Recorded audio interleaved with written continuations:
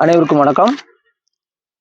அறுபடை வீடுகளில் முருகனுடைய அறுபடை வீடு அதில் ஒன்று மதுரையில் உள்ள பழமுதிர்ச்சோலை. அந்த பழமுதிர்ச்சோலைக்கு கொஞ்சம் மேலே போனீங்கன்னா ஒரு நீரூற்று இருக்கு. அந்த நீரூற்றுக்கு பேரு நூபுர கங்கை அப்படின்னு பேரு. இன்னைக்கு மக்கள் போய் அங்கே குளிச்சுட்டு வருவாங்க. கேனில் போய் தீர்த்தெல்லாம் எடுத்து வருவாங்க. இறந்து போறவர்களுக்கு நோய்வாய்ப்பட்டு இருக்கும்பொழுது அதை வாயில ஊற்றுவாங்க, வீட்டில் தெளிப்பாங்க. அதை ஒரு பிரசாதமாக நம்ம சாப்பிடலாம்.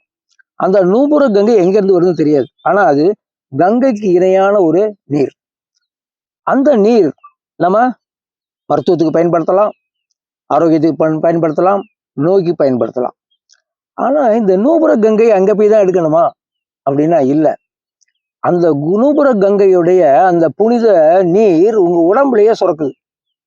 அந்த சுரப்பை நம்ம தெரிஞ்சுக்கிட்டோம்னா, இப்போ பூமியில எங்க நீர் ஊற்று இருக்குன்னு தெரியாது, எங்க கிணறு இருக்குன்னு தெரியாது, எங்க அதிகமான நீரோட்டம் இருக்குன்னு நமக்கு தெரியாது. அதை கண்டுபிடிச்சு அந்த இடத்துல கிணறு எடுத்தா நீரூற்று அதிகமாக இருக்கும். அதே போல இந்த சிறப்பான நூபுர கங்கை என்ற அந்த புனித நீர், அமிர்த நீர் நம்ம உடல்ல சுரக்குது. எல்லாருக்கும் சுரக்க வைக்கலாம் அப்படின்றது உண்மை.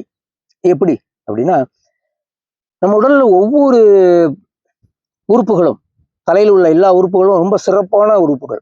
காது, கண்ணு, மூக்கு, வாய், நாக்கு எல்லாமே.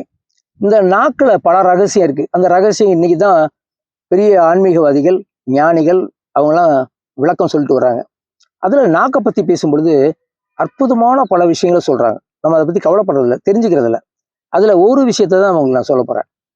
இந்த நாக்கை நம்ம நல்லா சுத்தமான நாட்டு பல்பொடி அதிலெல்லாம் பல்ல விளக்கிட்டு, நாக்கை நல்லா சுத்தம் பண்ணி வாயெல்லாம் கொப்பிடிச்சிட்டு கொஞ்சம் தண்ணீரை குடிச்சிட்டு அமைதியாக உட்காந்து இந்த நாக்கு நுனி உள் நாக்கில் உள் பக்கம் பல் பகுதியில் படாமல் கொஞ்சம் தள்ளி மேலே நிற்க வச்சு மேலே தொட்டுட்டு அமைதியாக கேஷுவலாக உட்காருங்க. பத்மாசனமா ஹலாசனமா அதெல்லாம் கேஷுவலாக உட்காருங்க. முதுகுக்கு நேராக நிற்கிற மாதிரி பார்த்துக்குங்க.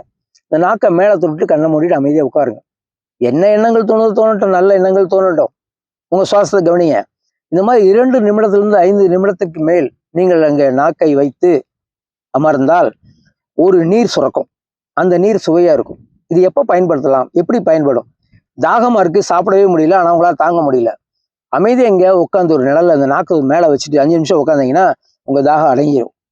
இந்த சுரக்கக்கூடிய நீர் உங்களுடைய தாகத்தை தீர்க்கும், உங்க பசியை தணிக்கும். இதே ஒரு உதாரணம் நீங்க செஞ்சு பார்த்துக்கலாம். ஓகே, தொடர்ந்து ஒரு நாளைக்கு 3 தடவையோ இல்லை 6 தடவையோ இந்த நாக்கை மேல் அன்னத்துல நீங்க வச்சு அமர்ந்த நிலையில ஓய்வு எடுத்தீங்கன்னா, கண்களை மூடி அந்த நாக்கை வச்சு பயிற்சி பண்ணீங்கன்னா ஒரு உமிழ் நீர் சுரக்கும். அந்த உமிழ் நீர்ல இன்னும் கண்டுபிடிக்கப்பட முடியாத 14 புரோட்டீன் அதுல இருக்குன்னு விஞ்ஞானம் சொல்லுது. இதை பத்தி திருமூலர் பேசியிருக்காரு. நடைமுறை காலத்தில் உள்ள வேதாத்திரி மகரிஷி இதை பத்தி பேசியிருக்காரு. அந்த பேராசிரியர், அந்த அமைப்புல பேராசிரியா இருக்கிறவங்க இதை பத்தி பேசுறாங்க. அவங்க பேச்சுக்களை கேட்டீங்கன்னா இதோட விஷயம் உங்களுக்கு இன்னும் முழுமையா புரியும். தெரிஞ்சுங்க, ஹைலைட் பண்றோம், நீங்க தேடுங்க, கண்டுபிடிங்க, அனுபவிங்க, அவ்வளவுதான்.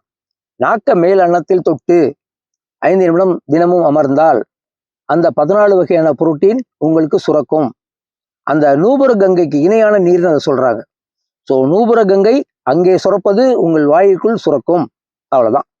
இந்த புனித நீர் உங்களுடைய தாகத்தை தணிக்கும், பசியை தணிக்கும், உடல் ஆரோக்கியத்துக்கு உதவும், ஆன்மீக பயணத்துக்கும் உதவும்.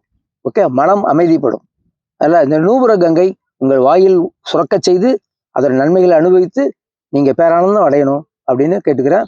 இதை தொடர்ந்து எளிமையான பயிற்சி பண்ணுங்க, நன்மைகளையும் பயனையும் அடையுங்கள். நன்றி.